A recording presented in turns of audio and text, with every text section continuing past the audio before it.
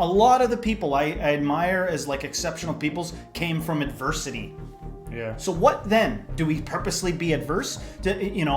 Some of the people doing their best get very different results from what they tried. And if you like play a little mental chess and you think it out, you're like, shit, there's no stopping that. There's no decision I can make that doesn't end in all, like have all these counter moves ahead of it and all these counter things that happen. So really the answer is like, either you can key into the present moment and enjoy it for what it is and know that the future is uncertain and there's like literally nothing you can do about that, literally, Yeah. But people realize that people have made sacrifices and then benefited from that in the future, but then they apply that to everything. It's like, well, you're not going to talk me out of being prudent. You're not going to talk me out of making sacrifices and preparing for the we all future. do it. I do it.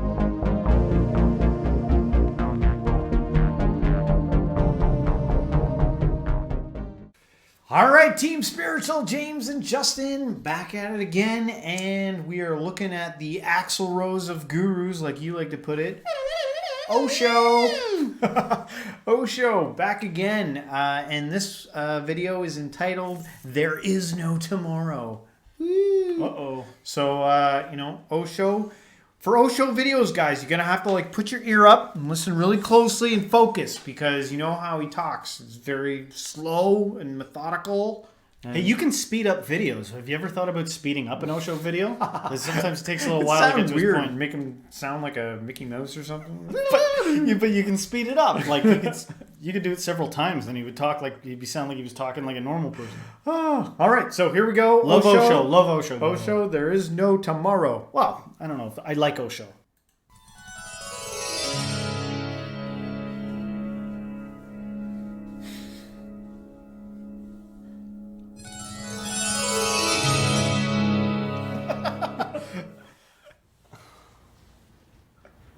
You have no philosophy of life. No philosophy of life. I have life itself. There are people who have philosophies of life, but they don't have any life. Your philosophy, if there is one, has been expressed in the 3 L's: love, life, laughter. Is that a philosophy of life? No. Could you explain that?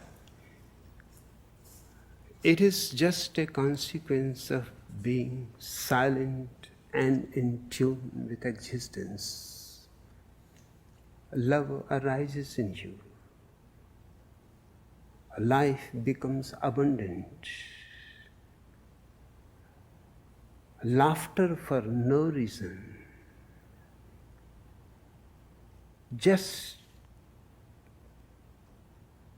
because this whole existence is so hilarious.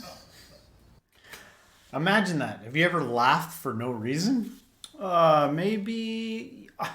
You know what's weird? I remember a lot of that when I was a kid, when I was little. I feel like there was a time when you're little where you start laughing about something and you lose track of what you're even laughing about. Do you ever remember being in church or in school or something and you're not supposed to laugh and then everything becomes really hilarious? Yeah. That's the closest thing I can think of. I other than that, I know of some circumstances where where people, if they're like in an altered state of consciousness, sometimes will laugh. Whenever something like this comes up, and the stuff that you just said there, it always reminds me of that scripture verse where Jesus says, you have to become like a child to enter the kingdom of heaven. And like the joy and the laughter and that, not even thinking about it. Right, because adults are serious. Adults get real serious. What are you a clown? I know people that their favorite thing to call people is a clown. You're a bunch of clowns. Yeah. Clown. Yeah, no, just something there. I mean, I love that verse. The Bible says to enter the kingdom of heaven, you got to become like a child. Yeah. It says that. Yeah. I don't know. Maybe there's something to be said about that. Yeah. This is not philosophy. This is the consequence of being silent. Is it to enjoy life and not worry about tomorrow? there is no tomorrow. If there is tomorrow, you cannot stop worrying about it. Tomorrow never comes. It is a process of worrying. Neither there is any yesterday. One is no more, one is not yet. All that is in our hands is the present moment, now, here. And this is a miraculous experience. If there is no yesterday, no tomorrow, and this very moment you are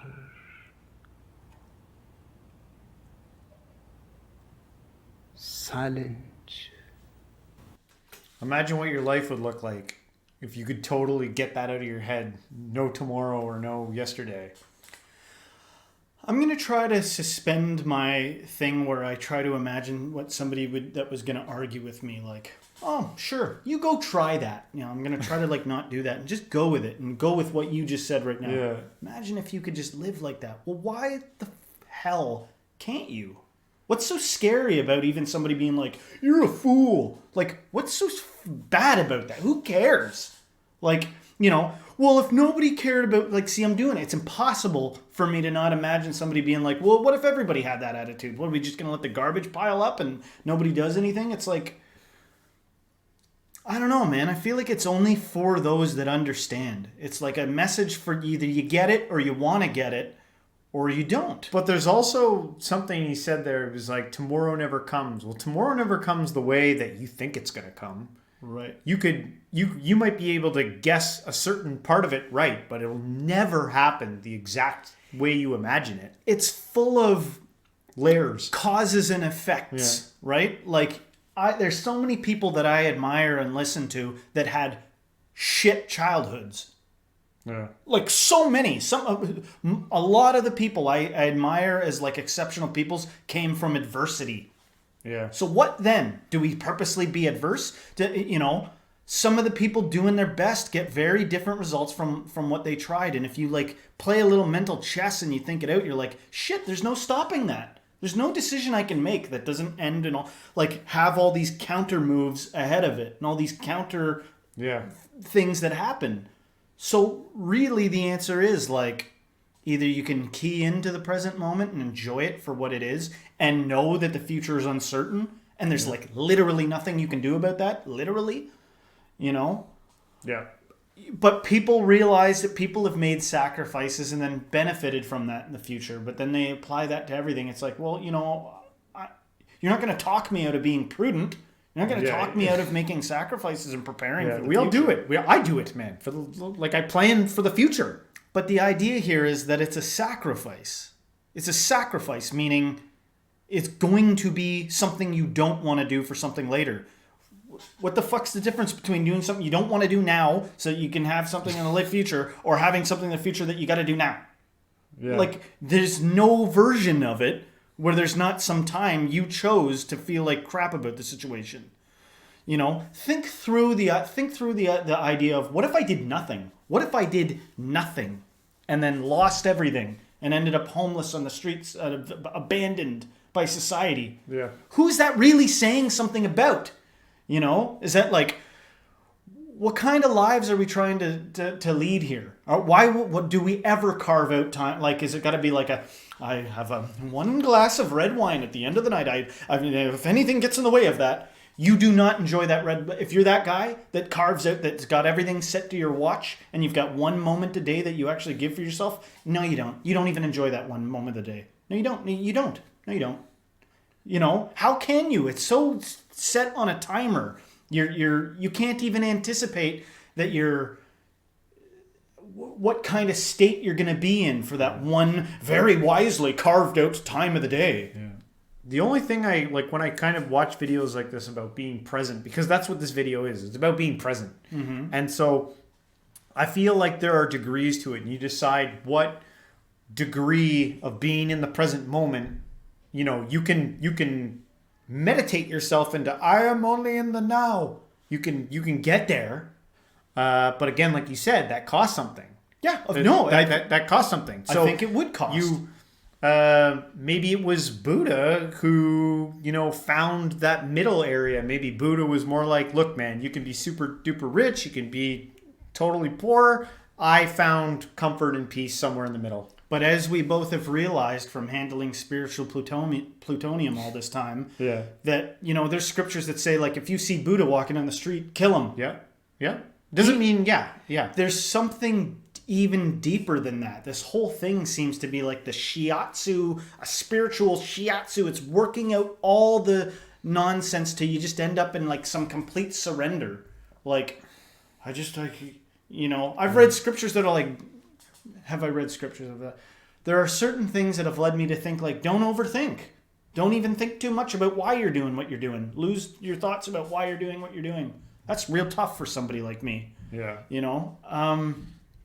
These are, what else can you do but to, like, friggin' pontificate, throw some ideas at the board, see what sticks. Yeah. And work through it, It's Osho, one of the grandmasters. All worrying disappears. All imagining, dreaming, projecting disappears. And it is not that you have to enjoy this moment.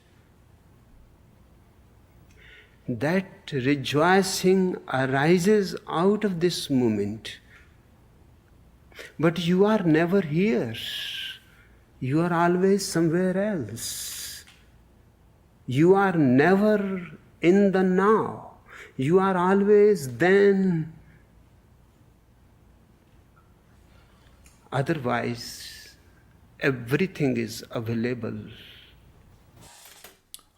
I wonder if to somebody who's, like, deeply aware and grounded in the present, if they feel lonely. If they look around at people and they can see that they're elsewhere, and then they're like, "Fuck, man, nobody's here. I'm here in the present. I'm fully here. My thoughts are not elsewhere." I imagine so, because like I'm that guy who's running around trying to get and I see everyone else doing the same thing. So, like, for the odd moment in my life where I get to be like, well, okay, it's 4:00. I'm gonna go sit down for a meditation, and I do that, and I come upstairs, and it's like. Like, and you're in that moment still, you're like in that, like, present moment, and you're like, oh my God, it's like, and then you just, like, it's like suck right back in. So it's like you don't get to hold on to those moments for very long. It feels like you just, like, the world is moving so fast. Even right now, I'm thinking about something else. I was thinking about my comment about the person enjoying their wine. I don't know, maybe you do enjoy it. Yeah, but you know what I mean, right? Like, most of us, me included, man, life is moving. But it becomes a big game of what do you... I feel like I've got, like, a tribe inside, and they all want different things. One person wants to be blissed out in the moment and in the present and just soaking it up and enjoying it, or whimsical like a child, and then there's a part of me that's like, you're a fool, you're foolish. That's foolish. Read the parables about foolishness. You're going to be the man who makes a bad sacrifice and the man who's, like, sleep too much. Like, there's all these rules about, like, to make just riddle you with guilt. Fuck, I gotta try harder. I gotta work fucking harder. And then I just don't think it's, there's a difference between being in flow. There are certain tasks that you do where you get into a flow state because you enjoy them so much that time flies by. But then there's other things that, like, about being responsible, that it's like, I don't want to do that. It's a giant sacrifice. Maybe to each their own. Everyone needs to find... We're all different human beings. Maybe you need to find what works best for you, and I got to find what works best for me. And nailed it. And it's like that story of the guy who visited heaven and hell. He was taken to hell, and there was all these people surrounded by this big bowl of soup with these giant long spoons, but the people had really tiny arms, and nobody could drink the soup. The guy, this was hell, right? Yeah. And then the guy was like, all right, well, I guess show me heaven. And when he saw heaven, it was the exact same situation, except for everybody was feeding each other with the long spoons. That's the difference between hell and heaven, man. You know, can we be empathetic to each other's needs, and maybe if we all do our thing to help the other person do the thing they can't do. Like think about like complex math, or you know, certain clerical things that you're like would be overwhelmed and hate your life to have to do. Yeah. If you reconciled a long time ago, that's not my jam. My jam is doing some other thing, but I can work in tandem with other people. There's things that I can do that they don't want to do that I love to do. Yeah. Maybe that's the heaven where everybody gets to live like a, you know, in fully happiness, doing what they want all the time. Well-oiled machine. Maybe that's the answer. All right. Or one of them. Close out Osho here. But you are absent. I make my people to understand a very simple fact, not a philosophy, something existential, not philosophical, that you be present to this moment and then see what happens. That was the takeaway advice. Be present in this moment and then see what happens. Yeah, so like many of the videos we've looked at, you know, you could look to Eckhart Tolle or any of these spiritual teachers. Being present is always a big theme. So, you know, we could all do better to be a little present. I think when you're present, you appreciate kind of the moment more. When you can, like, and sometimes I'm good at that and sometimes I'm terrible at it. Well, what if you get like the stomach flu or something? And you're like, I want to be anywhere but here. Yeah. But I don't know. Is it the case though? Or do you sometimes walk away from those and you're like, man, I've never been more present than I was with that horrible stomach flu. And sometimes when you're present with the stomach flu, you're like, I've taken health for granted so much. Yeah. And it teaches you something that has all these things in life that have such an interesting way of teaching us different things, right? But I guess we will end this one here, guys. Let us know in the comments about this video, what you thought Osho was saying, and if you have anything to go off of what we said, let us know. And if you did like this video, don't forget to hit the like, subscribe, share this with a friend, and everybody, until next time, stay spiritual.